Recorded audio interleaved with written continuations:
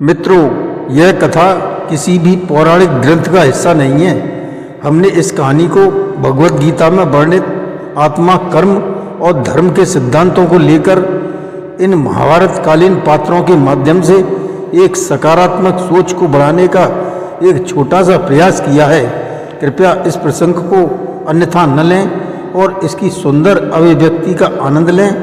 जब कुरुक्षेत्र के दो सबसे बड़े शत्रु, जिसकी दुश्मनी पृथ्वी पर मरने के बाद भी समाप्त नहीं हुई थी, वे अचानक स्वर्ग में एक दूसरे के नज़दीक आ जाते हैं। एक था 16 वर्षीय बालक अभिमन्यु, जिसे अधर्म से चक्रव्यूह में घेर कर मार डाला था। दूसरा सिंधु नरेश जयद्रथ, दुर्योधन का बहनोई, जिसकी वजह से कोई भी पांडव अभिमन्यु की रक्षा के लिए चक्रव्यूह में प्रवेश नहीं कर पाया। सोचिए उस क्षण को जब हजारों वर्षों की तपस्या के बाद मिली स्वर्ग की शांति एक ही पल में क्रोध, प्रतिशोध और पीड़ा की ज्वाला में बदलने लगती है। जब मन्नु की आंखों में वही घाव हरे हो जाते हैं और जयद्रथ की आत्मा भय से कांप उठती है। क्या स्वर्ग में भी युद्ध होगा? क्या आत्माओं को भी मोक्ष के बाद न्याय के लिए तड़पना पड़ता है, या फिर वहाँ कोई ऐसी शक्ति है जो जन्म जन्मांतर की शत्रुता को भी प्रेम और ज्ञान के अमृत से शांत कर सकती है? तो बने रहिए हमारे साथ इस कहानी के अंत तक। बस सब्सक्राइब, कमेंट करके बेल आइकन दबाना न भूलें और इस दिव्य कथा को शेयर अवश्य करें।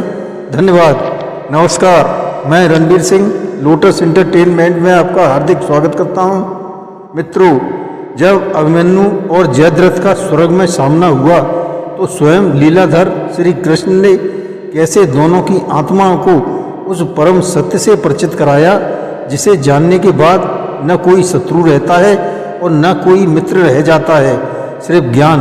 और ये कहानी आपके जीवन को देखने का नजरिया हमेशा के लिए बदल देगी। स्वर्ग का दृश्य अलौकिक था, जहाँ न मृत्यु का भय था, न शोक की छाया। मंद मंद बहती सुगंधित पवन, निरंतर बजता दिव्य संगीत और चारों ओर फैली ब्रह्म की शांति की ऊर्जा। इसी दिव्य लोक में वीर अभिमन्यु अपनी आत्मा के तेज से प्रकाशित हो रहे थे। कुरुक्षेत्र में एक योद्धा के रूप में सर्वोच्च बलिदान, वीर गति के कारण उन्हें देवों और पितरों के बीच सम्मानित स्थान मिला था। उनकी आत्मा शांत थी, किंतु उस शांति की गहराइयों में एक अत्यंत पीड़ा की लहर अभी भी शेष थी।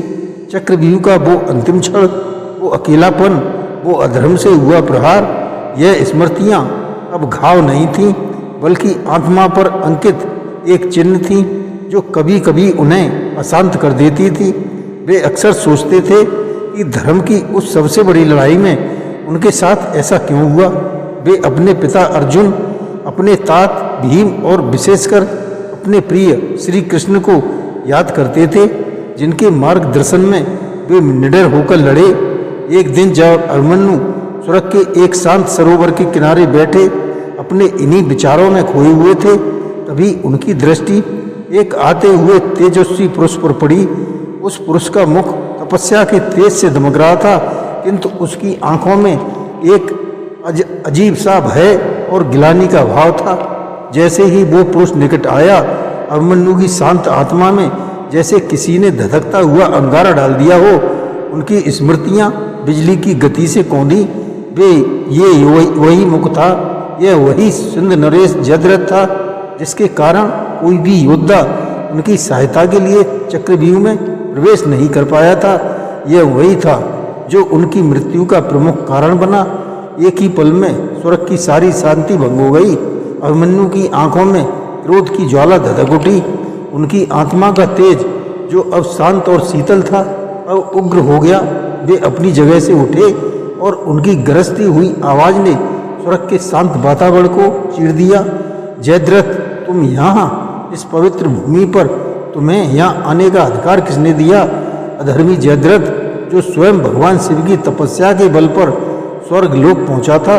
अभिमन्यु को अपने सामने देखकर कांप उठा।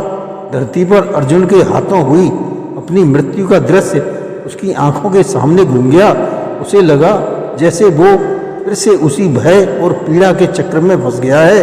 उसने हाथ जोड़कर कहा, हे वीर अभिमन्यु, मैं जानता हूँ कि मैं तुम्हारा अपराधी हूँ, किंतु मैंने अपने कर्मों का पूरा फल भोगा है और महादेव की कृपा से मुझे यहाँ स्थान मिला है।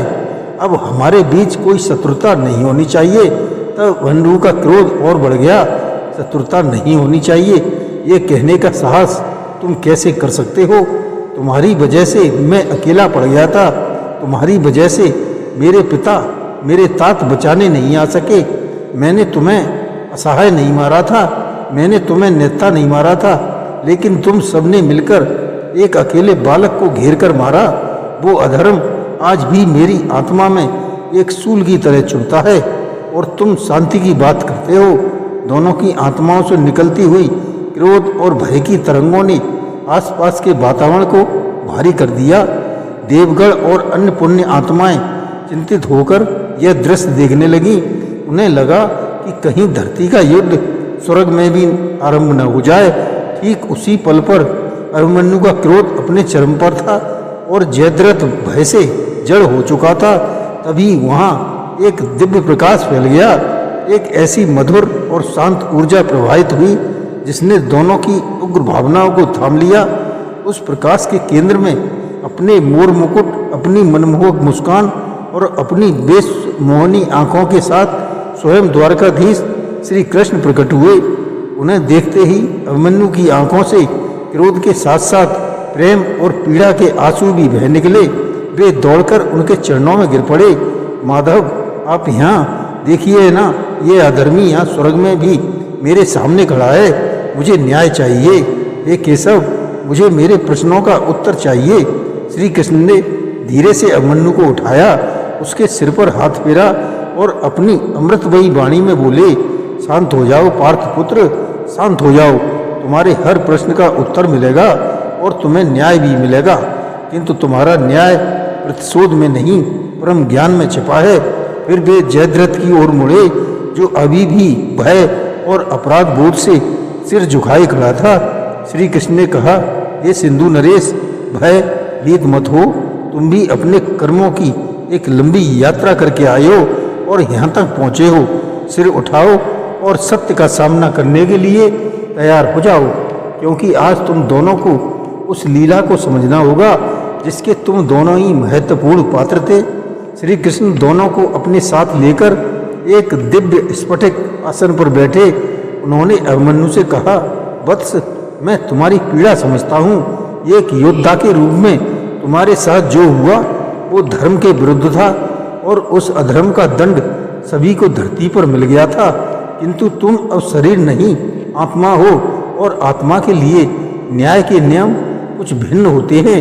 मुझे बताओ, तुम स्वयं को क्या मानते हो, अर्जुन का एक योद्धा पुत्र या आत्मा? अभिमन्यु ने उत्तर दिया, मैं दोनों ही हूँ। श्री कृष्ण मुस्कुराए, नहीं पुत्र, तुम ये सब कुछ थे।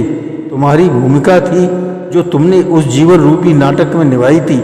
जैसे कोई अभिनेता मंच पर कभी राजा बनता है तो कभी सेवक, वैसे ही आत्मा इन संसार रूपी मंच पर अलग अलग शरीर धारण कर अपनी भूमिका निभाती है। तुम एक शाश्वत, अविनाशी और पवित्र आत्मा हो जिसका न जन्म होता है और न मृत्यु। उन्होंने आगे कहा, तुम्हारा वो जीवन, तुम्हारी वो वीरता, तुम्हारी वो मृत्यु सब कुछ पूर्व निर्धारित था। तुम एक विशेष उद्देश्य के लिए ही जन्मे थे। तुम्हारा बलिदान उन सब की सबसे बड़ी आहुति थी जिसने धर्म की स्थापना के लिए पूरे आर्यावर्त को झकझोर दिया था। तुम्हारे शौर्य ने पांडव पक्ष में वो आग जलाई जो अधर्म के साम्राज्य को भस्म करने के लिए आवश्यक थी। यदि तुम चक्रव्यूह भेद कर जीवित लौट आते तो शायद युद्ध का परिणाम कुछ और होता। कौरवों का अहंकार शायद कभी टूटता नहीं। तुम्हारा बलिदान व्यर्थ नहीं गया पुत्र। तुमने धर्म की स्थापना के लिए एक शहीद का दर्जा पाया है जो बड़े बड़े योगियों को भी दुर्लभ है। यह सुनकर अभिमन्यु की आत्मा को कुछ शांति मिली, किंतु उसने फिर प्रश्न किया, किंतु माधव, इसमें जयद्रथ का क्या दोष था या मेरा क्या दोष था? हम क्यों इस पूर्व निश्चित खेल के मोहरे बने? श्री कृष्ण ने अब जयद्रथ की ओर देखा और जयद्रथ, तुम बताओ, तुमने पांडवों को क्यों रोका था? क्या तुम अभिमन्यु से कोई व्यक्तिगत शत्रुता रखते थे? जयद्रथ ने कहा, नहीं प्रभु, मैं तो जानता भी नहीं था। मैंने तो केवल अपने मित्र दुर्योधन को दिया हुआ वचन निभाया था और पांडवों द्वारा किए गए मेरे अपमान का प्रतिशोध लिया था। मुझे ज्ञात नहीं था कि इसका परिणाम इतना घातक होगा। श्री कृष्ण ने कहा, यही तो कर्म का चक्र है जयद्रथ। तुमने अपने अपमान का प्रतिशोध लेने के अहंकार में एक निर्दोष बालक को मरवाने में सहायता की। वो तुम्हारा कर्म था और उस कर्म फल के रूप में तुम्हें अर्जुन के हाथों मृत्यु मिली और इस मृत्यु के भय ने तुम्हें शिव की शरण में जाने को विवश किया। तुम्हारी उस तपस्या ने तुम्हारे पापों को धोया और तुम्हें यहाँ तक पहुँचाया।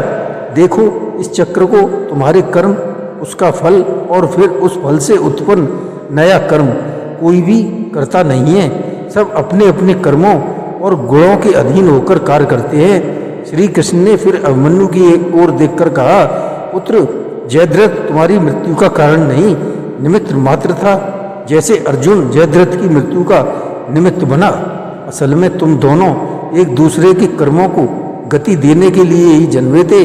जयद्रथ के कर्म ने तुम्हें वीर गति दिलाई और तुम्हारे कर्म ने जयद्रथ को मृत्यु और फिर तपस्या का मार्ग दिखाया। तुम दोनों एक दूसरे के शत्रु नहीं बल्कि एक दूसरे के उद्धारक हो। इस विराट ब्रह्मांड में, नाटक में कोई भी किसी का शत्रु नहीं होता। सब अपनी अपनी भूमिका निभाकर आत्मा की यात्रा को आगे बढ़ा रहे हैं। क्रोध और प्रतिशोध शरीर के बंधन हैं जो आत्मा को आगे नहीं बढ़ने देते। जब तुम जयद्रथ को अपने शत्रु के रूप में देखते हो तो स्वयं को एक शरीर की छोटी सी भूमिका में बांध लेते हो, लेकिन जब तुम उसे एक और आत्मा के रूप में देखोगे जो अपने कर्मों के चक्र में फंसी हुई थी, तब तुम मुक्त हो जाओगे। तुम्हारी आत्मा को वास्तविक शांति तभी मिलेगी जब तुम उसे क्षमा कर दोगे। इसलिए नहीं कि वह क्षमा के योग्य है, बल्कि इसलिए क्योंकि तुम शांति के योग्य हो। श्री कृष्ण के इन शब्दों ने जैसे दोनों आत्माओं पर अमृत वर्षा कर दी। अभिमन्यु के मन से अब क्रोध की ज्वाला बुझ गई और उसकी जगह ज्ञान और करुणा की शीतल धारा बहने लगी। उसे अब जयद्रथ पर एक दुष्ट शत्रु नहीं बल्कि अपनी ही तरह कर्म चक्र में फंसी एक भटकी हुई आत्मा दिखाई दे रहा था। उसे अपने ऊपर क्रोध आया कि वो इतने समय तक एक सांसारिक भावना को, अपनी आत्मा को बोझ बनाए हुए था। वहीं दूसरी ओर जयद्रथ की आंखों से भी ग्लानि और भय के आंसू बह रहे थे। उसे पहली बार अपने किए पर सच्चा पश्चाताप हो रहा था। उसे समझ में आ गया था कि उसका अहंकार कितना निरर्थक था। श्री कृष्ण ने दोनों को एक दूसरे की ओर देखने का संकेत किया। अभिमन्यु ने आगे बढ़कर जयद्रथ के जुड़े हुए हाथों को थाम लिया और कहा, सिंधु नरेश, माधव ने मेरी आंखें खोल दी हैं। अब तुम्हारा हमारा कोई बैर नहीं है और हम दोनों ही उस लीला के पात्र थे।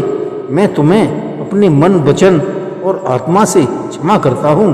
तब जयद्रथ रोते हुए बोला, नहीं वीर अभिमन्यु, तुम महान हो, क्षमा तो मुझे मांगनी चाहिए।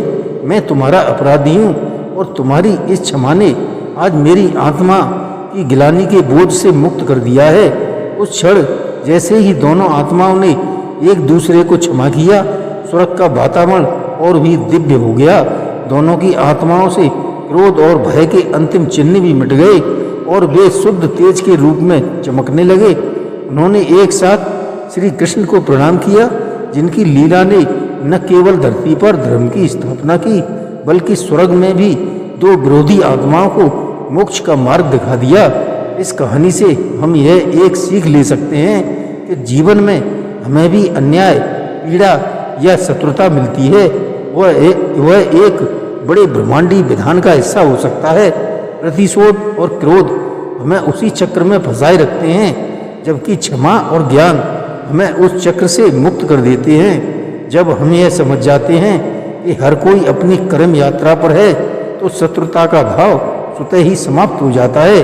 आत्मा के स्तर पर हम सब एक ही परम चेतना का हिस्सा हैं। अगर इस कहानी ने आपकी आत्मा को छुआ है तो कमेंट में श्री कृष्णम अवश्य लिखें। इसका अर्थ है सब कुछ कृष्णमय है। जय श्री कृष्ण।